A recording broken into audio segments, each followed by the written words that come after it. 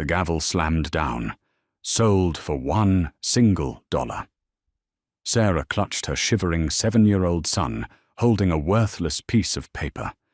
They were homeless, freezing, and had just bought a rusted, abandoned train car. She didn't know it yet, but that desperate dollar was about to rewrite history. The November wind, howling through the streets of Oak Haven, Pennsylvania, felt less like weather and more like a physical assault.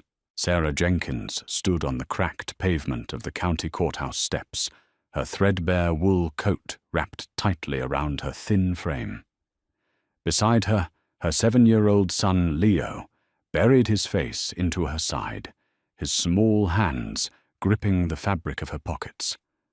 3 hours ago, the sheriff had bolted a bright orange eviction notice to the door of their cramped apartment.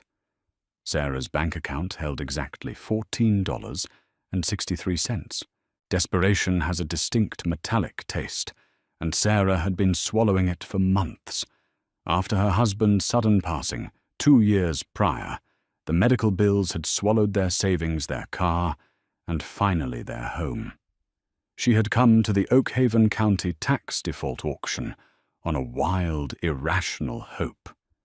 She had heard rumors that sometimes seized mobile homes or derelict camper vans sold for under $50. She just needed a roof. Any roof. Inside the dimly lit municipal hall, the air smelled of stale coffee and wet wool. The local auctioneer, a portly man named Richard Harrison, droned on through a microphone that constantly fed back. Wealthy local developers snatched up prime commercial lots and foreclosed farmland for pennies on the dollar. Sarah sat in the back row, her heart sinking lower with every strike of the gavel. Everything was hundreds, thousands of dollars. She had nothing. Then Harrison wiped his sweating forehead and looked at a crumpled sheet of paper. All right, moving on to Lot 42. We've got a nuisance property. Technically it's chattel, but it's been sitting on a defunct spur of the old Pennsylvania Railroad line out by Miller's Creek for 40 years.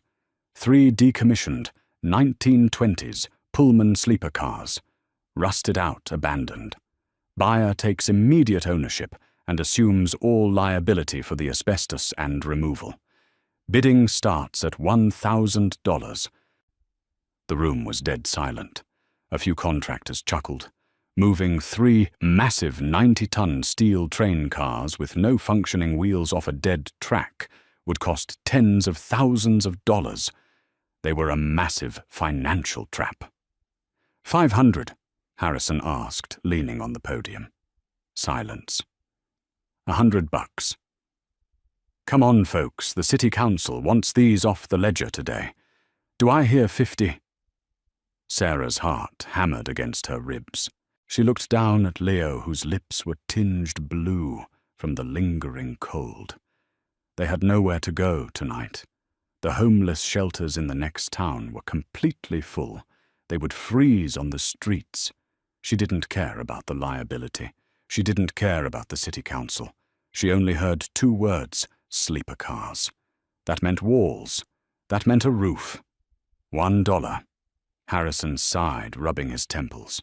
Will anyone give me $1 single, just so I can legally transfer the title? Before her rational mind could stop her, Sarah's trembling hand shot into the air. Harrison blinked, squinting through the harsh fluorescent lights at the frail woman in the back row. A murmur rippled through the crowd. Ma'am, you understand you're buying 3 derelict train cars. I have $1. Sarah said, her voice cracking but surprisingly loud in the quiet room. She walked down the center aisle, fished a crumpled, tear-stained $1 bill from her pocket, and slapped it onto the auctioneer's table. Harrison stared at her, then at the dollar, then at the exhausted child clinging to her leg. He sighed, a mixture of pity and relief washing over his face. Sold. For $1. God help you, lady. 2 hours later, the sun was beginning to set, casting long skeletal shadows through the barren trees as Sarah and Leo trudged through the overgrown brush near Miller's Creek. The snow was knee-deep in places. Finally, they crested a small embankment, and there they were. The 3 Pullman cars sat like massive decaying iron beasts in the fading light. Their dark green paint had long since peeled away, replaced by blooming patches of orange rust.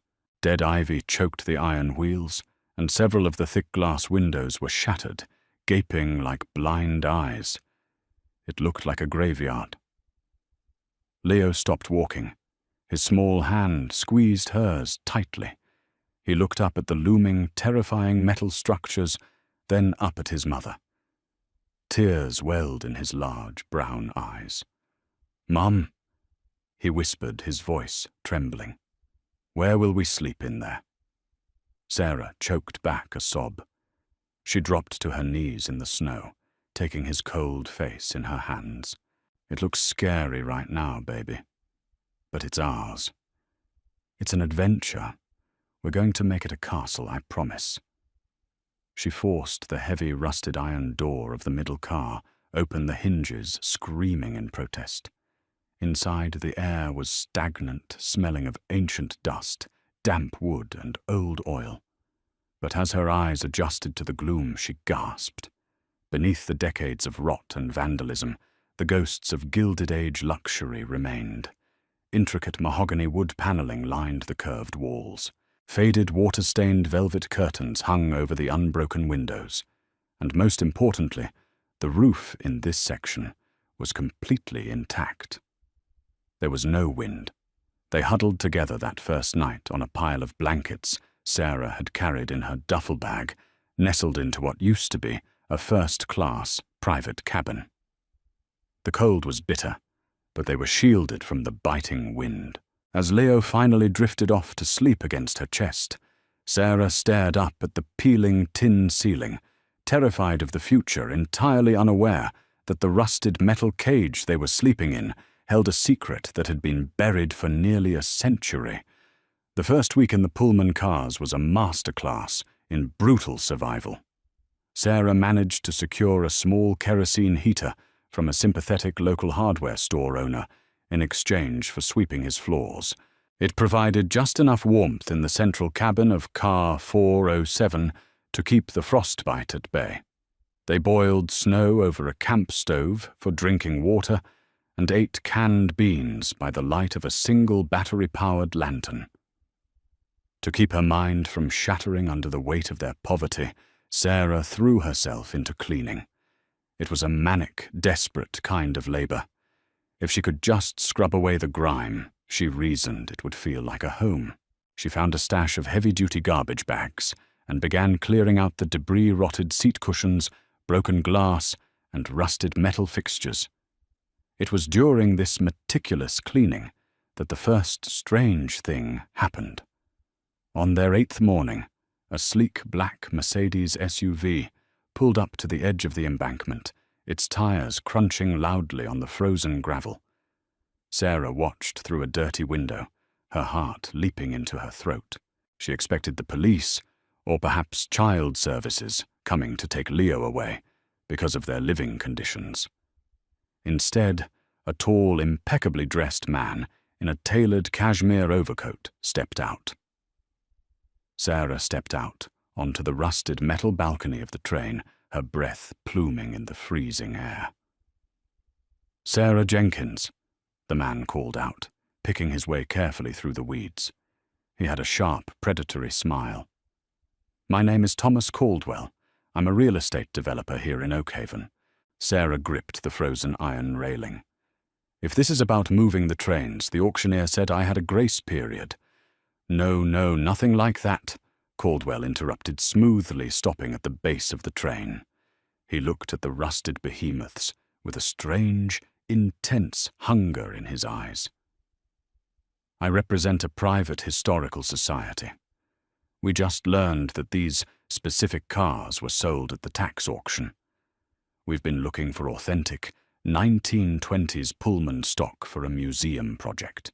I'm prepared to offer you $5,000 cash right now to transfer the title." Sarah blinked.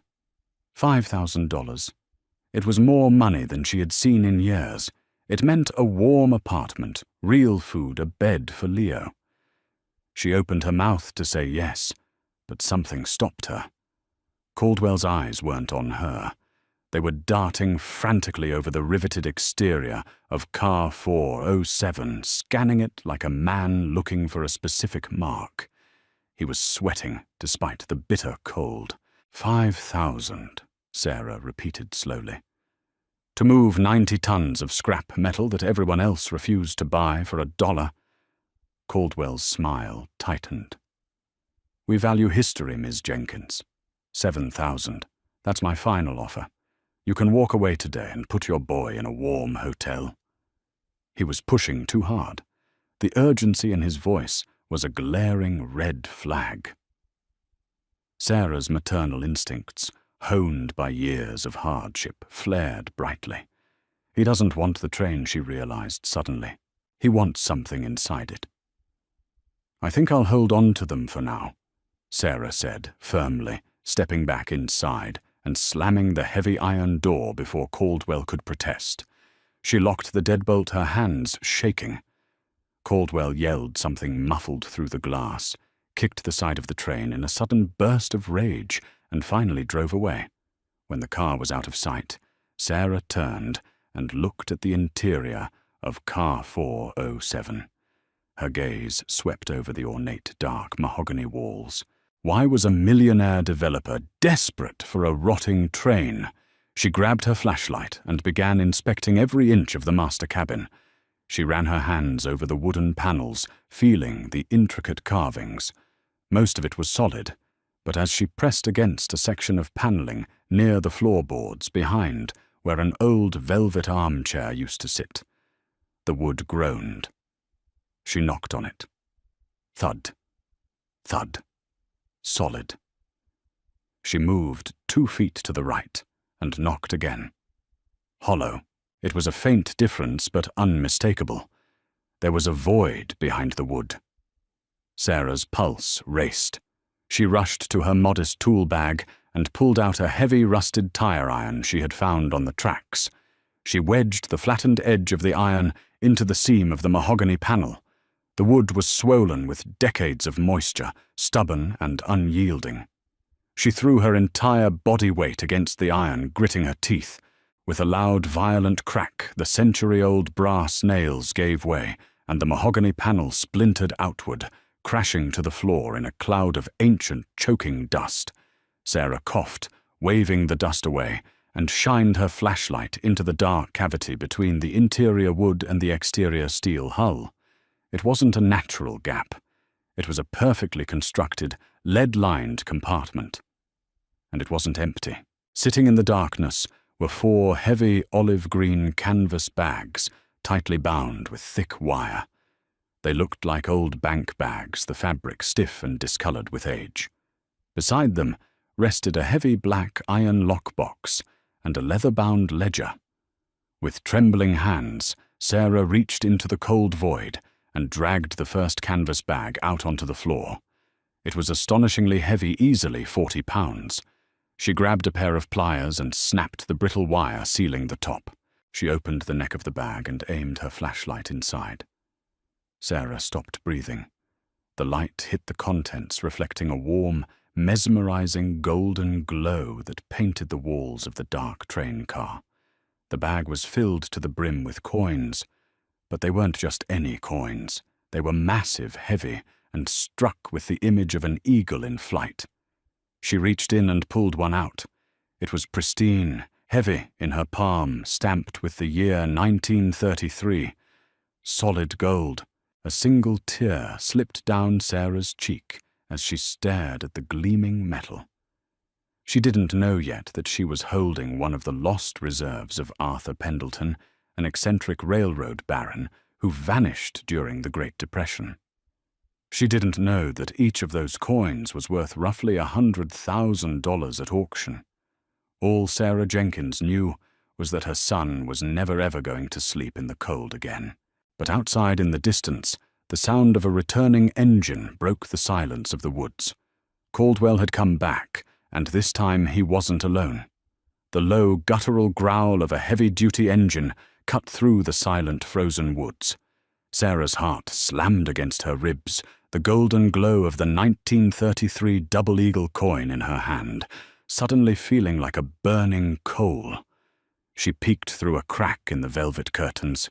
Thomas Caldwell's black SUV had returned, but this time a dark grey utility truck was parked right behind it. Two large, broad-shouldered men in heavy canvas work coats stepped out, carrying heavy steel crowbars. Panic, cold and sharp, flooded Sarah's veins. They weren't here to negotiate. They were here to take the train by force. "Leo, wake up. Wake up right now, baby," Sarah whispered urgently, shaking her son's shoulder. Leo stirred, rubbing his eyes, confused by his mother's frantic tone. "I need you to climb under the heavy blankets in the corner and do not make a sound. No matter what you hear, you stay hidden. Understand?" Leo nodded, his bottom lip quivering, and scurried into the dark corner of the cabin. Sarah moved with the adrenaline-fueled speed of a desperate mother. She hastily shoved 3 of the heavy canvas bags back into the dark, lead-lined cavity of the wall. She grabbed the 4th bag, pulled out 1 single gold coin, and shoved it deep into the pocket of her jeans.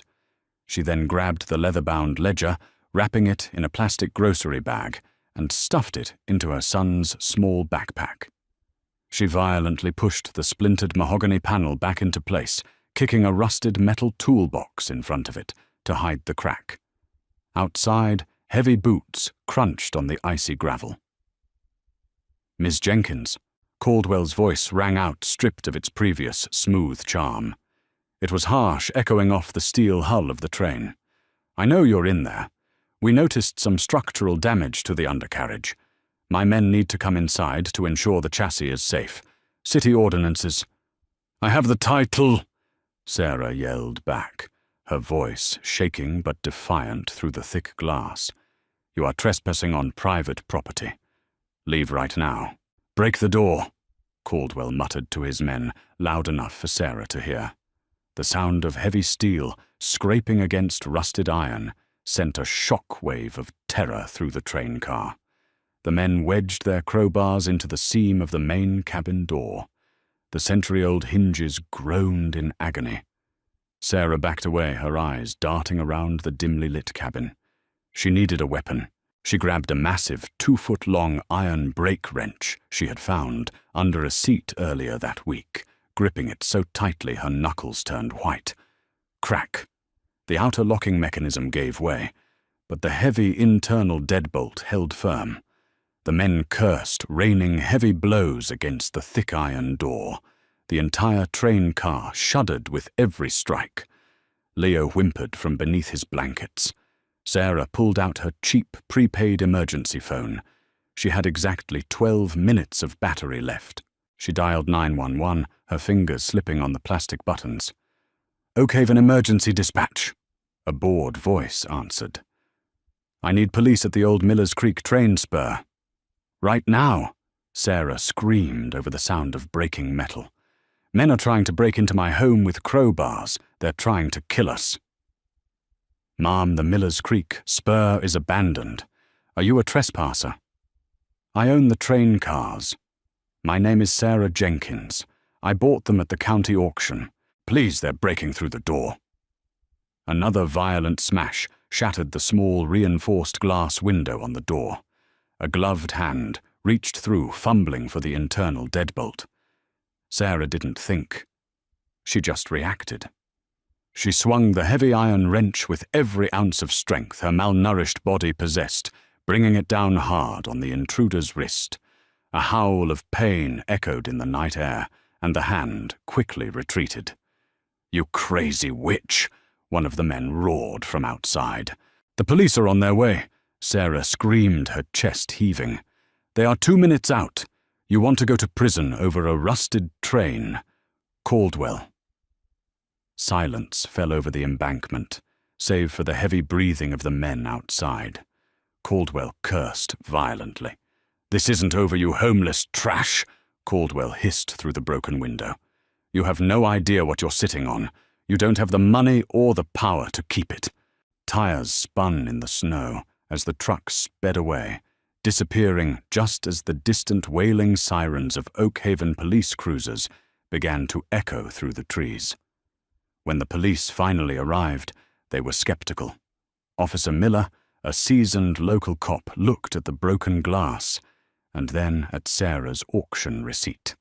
He didn't ask questions about Caldwell's motives, dismissing it as a local developer trying to strong-arm a squatter off valuable land. Sarah kept her mouth shut about the gold. If Caldwell owned half the town, he probably owned the local precinct too. That night, by the flickering light of her lantern, Sarah opened the leather-bound ledger. The pages were filled with elegant cursive handwriting, detailing the financial empire of Arthur Pendleton. But as she read the entries from late 1933, the truth began to unravel. Pendleton hadn't just hidden his wealth from the government's gold recall. He had hidden it from his business partner, a man who was actively embezzling millions from their railroad company. The partner's name was written clearly in dark black ink: Elias Caldwell. Thomas Caldwell's grandfather. The gold wasn't just a lost treasure. It was a stolen legacy that the Caldwell family had been hunting for 3 generations. And now Sarah and her son were standing directly in the crosshairs of a billionaire's desperation. She couldn't fight this in Oakhaven. She needed to take the fight to the highest level possible. Dawn had barely broken over the frozen Pennsylvania landscape when Sarah hastily packed Leo's small backpack. She wrapped the precious leather-bound ledger in a plastic grocery bag, nesting it at the bottom, and carefully slid the single gold 1933 Double Eagle into the deepest pocket of her heavy coat. They slipped out of the rusted Pullman car in dead silence, keeping low and trudging through the dense, snow-covered trees to avoid the main access road where Caldwell's men might be watching. Sarah spent her last few crumpled dollar bills on 2 one-way bus tickets to Philadelphia, watching the snow-covered pines blur past the window, leaving Oakhaven and the looming threat of Thomas Caldwell miles behind them. The sleek, modern high-rise housing, Montgomery and Harrington historical appraisals, felt like an alien planet compared to the freezing rot of Miller's Creek. Sarah, shivering in her frayed wool coat, and Leo, gripping a ragged stuffed bear, stepped into the pristine, climate-controlled marble lobby. The receptionist, a woman draped in expensive silk, eyed them with unconcealed disdain, clearly judging their ragged appearance. "I need to speak with Richard Montgomery," Sarah said, keeping her voice incredibly steady despite the exhaustion threatening to pull her under. "Mr. Montgomery operates strictly by appointment," the receptionist replied dismissively, her eyes fixed entirely on her computer screen. "And our firm requires a substantial appraisal retainer up front." Sarah didn't bother to argue. She simply reached into her worn pocket, pulled out the heavy, gleaming gold coin, and placed it gently on the polished granite desk. The ambient lobby light caught the intricate eagle struck into the gold, radiating an impossible, undeniable warmth that commanded the room. The receptionist froze mid-keystroke. She stared at the coin, then immediately picked up her phone and dialed a single extension. "Mr. Montgomery, you need to come to the front desk, immediately." Within a minute, Richard Montgomery, an older gentleman in a sharp tweed suit, hurried through the glass double doors. He took one look at the coin on the desk, whipped out a jeweler's loupe, and bent over the granite counter. A sharp, ragged intake of breath echoed in the quiet lobby. "Where on earth did you get this?" Montgomery whispered, his eyes wide and hands visibly trembling. The federal government melted almost all of these down in 1933. The surviving pieces are heavily tracked by the Treasury. This is a ghost. "I have canvas bags full of them," Sarah answered calmly, holding his stunned gaze. "And I have the personal ledger of Arthur Pendleton to prove their exact origin. But I need your help right now, and I need a very good lawyer." Less than an hour later, Sarah sat inside a sprawling mahogany boardroom with Montgomery and David Harrington, one of Philadelphia's most formidable property and antiquities attorneys. As Sarah recounted the sheer desperation of the county auction, the $1 purchase, and the violent siege led by Thomas Caldwell, Harrington's eyes practically glowed with predatory legal strategy. What Caldwell is attempting isn't just wildly unethical, it is profoundly illegal. Harrington explained, pacing the length of the boardroom with energized focus. Under Pennsylvania state property law specifically regarding municipal tax default sales, when you purchased Lot 42, you bought the chattel and all of its contents entirely as is. The county legally transferred ownership of everything inside that metal shell to you. That gold is legally yours. But Caldwell claims his grandfather owned the train, Sarah interjected, pulling Leo close to her side. Harrington offered a razor-sharp, confident smile. And your ledger clearly proves his grandfather was a documented embezzler who drove Pendleton into hiding. Caldwell has absolutely no legal claim to this fortune, which is exactly why he tried to pry the train open with crowbars in the middle of the night instead of serving you a court order. The counterstrike was immediate and devastating. Harrington swiftly contacted the FBI's art crime team and the Federal Treasury Department, instantly establishing Sarah's legal salvage claim before Caldwell could file any injunctions. By nightfall, a federal protection order had been placed on the Millers Creek train cars, which were now surrounded by a perimeter of armed federal marshals. When Thomas Caldwell arrived at the snowy embankment the following morning, flanked by a private security team carrying heavy acetylene cutting torches to crack the train open, he did not find a terrified, helpless mother. He found the overwhelming force of the federal government. Caldwell was arrested on the spot. As federal agents slapped heavy steel cuffs on his wrists for attempted grand larceny fraud and a litany of federal heritage violations, his grandfather's buried sins finally brought the corrupt Caldwell empire to its knees. 2 months later, the atmosphere inside Sotheby's grand auction room in New York City was absolutely electric. Sarah and Leo sat in an exclusive private viewing box high above the roaring crowd. She wore a stunning tailored evening gown, and Leo looked sharp in a pristine little suit, happily munching on expensive chocolate-covered strawberries. Below them, the first lot of the Pendleton Reserve hit the block. We shall commence the bidding for this pristine 1933 Double Eagle at $5 million. The auctioneer announced, his voice vibrating with thrill over the microphone. Paddles shot up instantly across the room. 6 million. 7. I have 7 million in the back. The collection didn't merely sell, it shattered international auction records. While the federal government claimed its legal percentage, Sarah, as the legal owner and discoverer of the salvage, retained the vast majority of the staggering, life-changing wealth. They didn't just survive the brutal winter, they conquered it. Sarah purchased a beautiful sprawling home with a massive sunlit backyard for Leo to finally just be a kid. Yet she never forgot the biting cold of that November night, nor the terror of having nowhere to go.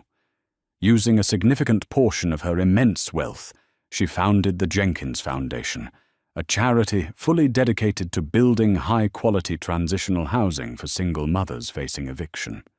And as for Car 407, Sarah absolutely refused to let it rot in the snow. She funded a massive engineering project to carefully lift the 90-ton iron beast from Millers Creek and restore it to its original Gilded Age glory. Today it sits proudly in the center of the Oakhaven Historical Museum, a breathtaking monument to a mother's desperate, unwavering love, a $1 bill, and the $1 million truth hidden inside its walls. What an unbelievable journey, from freezing in a rusted train car to uncovering a century-old fortune and bringing a corrupt millionaire to justice Sarah and Leo's story is the ultimate testament to a mother's fierce love and survival.